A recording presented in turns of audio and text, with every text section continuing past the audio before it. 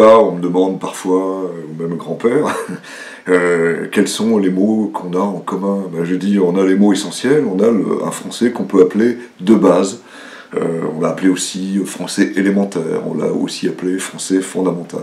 Alors ça mérite quelques explications parce que les linguistes s'y sont intéressés. C'est vrai que quand on commence à apprendre une langue, un enfant va sortir de l'école élémentaire, donc vers 9-10 ans, 10-11 ans, avec en gros 7 ou 8 000 mots.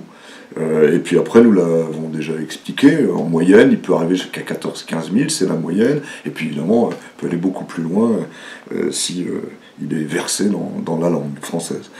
Et là, ce vocabulaire qu'on va appeler de base, il tourne autour de 3000 mots. Ces 3000 mots de base, en fait, ont été très étudiés au moment de la Seconde Guerre mondiale. Alors ça peut paraître curieux d'évoquer la Seconde Guerre mondiale, mais il se trouve que quand les soldats alliés, anglais, mais aussi américains, mais aussi français, qui en faisaient partie, et d'autres pays avec d'autres langues, pendant la Seconde Guerre mondiale, avaient besoin de communiquer entre eux, les linguistes ont senti la nécessité d'un basic English, anglais de base.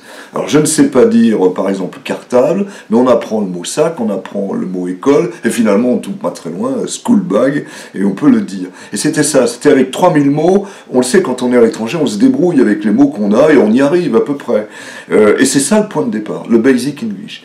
La Seconde Guerre mondiale s'achève, fort heureusement, et arrive une période de décolonisation qui commence à peu près vers 1947, et c'est l'UNESCO qui lance le mouvement. Et là, on se dit, mais les grandes langues, il faudrait que pour toutes les grandes langues, si on veut mieux les communiquer, mais aussi pour les langues des pays africains, diverses, moins parlées dans le monde entier, on ait le vocabulaire de base de chacune de ces langues. Et là, les linguistes s'y intéressent, et on va commencer à essayer de comprendre comment on pourrait dégager ce vocabulaire de base. Et il y a quelqu'un qui est contacté, qui est Guggenheim, un grand linguiste français d'après-guerre, et on lui dit, ça serait utile de faire un français élémentaire. À ce moment-là, on l'appelle français élémentaire. Et là, nous allons voir qu'en définitive, un outil vient à la rescousse, parce que les linguistes ont besoin d'outils. Aujourd'hui, on a l'ordinateur, c'est le magnétophone. Et avec le magnétophone, eh ben, on va pouvoir mettre en place le français élémentaire. On va en reparler.